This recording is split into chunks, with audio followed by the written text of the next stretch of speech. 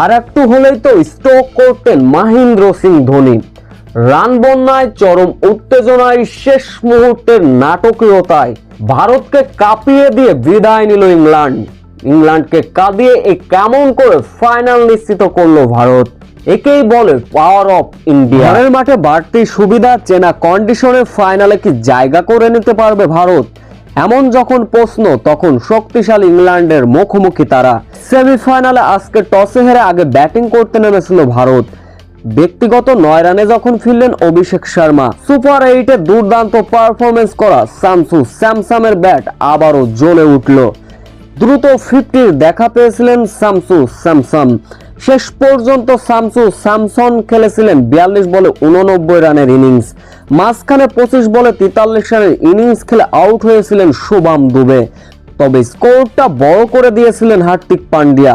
তার ব্যক্তিগত 12 বলে 27 রানের ক্যামিও ইনিংসে ভর করে ইংল্যান্ডকে নির্ধারিত 20 ওভার আর 7 উইকেট হারিয়ে 254 রানের মহা লক্ষ্য ছুড়ে দিয়েছিল ভারত।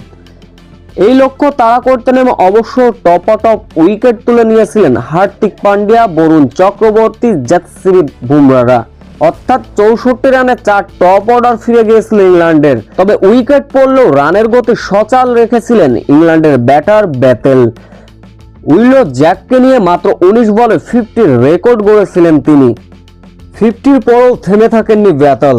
উইলো জ্যাককে নিয়ে রীতিমতো চালিয়েছিলেন ব্যাটিং তাণ্ডব। এই তাণ্ডব দেখে হতাশার ছাপ ছিল চোখে মুখে ভারতীয় ক্রিকেটারদের। কিন্তু ব্রেক থ্রু এনে দিলেন হর্ষদীপ সিং। কিন্তু ক্রেডিটটা দিতে হবে শুভম দুবের। বাউন্ডারি লাইন থেকে অসম্ভবভাবে ক্যাচ ধরে উইলো জ্যাককে সাজঘরে পাঠান।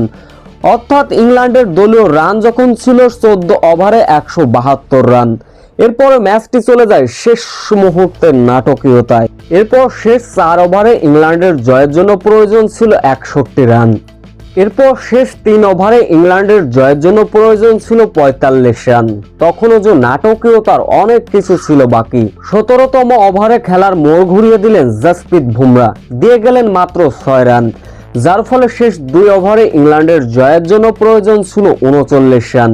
বেথেল এবং সাম কারান রীতিমতো ব্যাটিং তাণ্ডব চালালেও শেষ মুহূর্তে শেষ রক্ষা হলো না ইংল্যান্ডের, যার ফলে ইংল্যান্ডকে কাঁদিয়ে ফাইনাল নিশ্চিত করলো এবারের বিশ্বকাপে ভারত।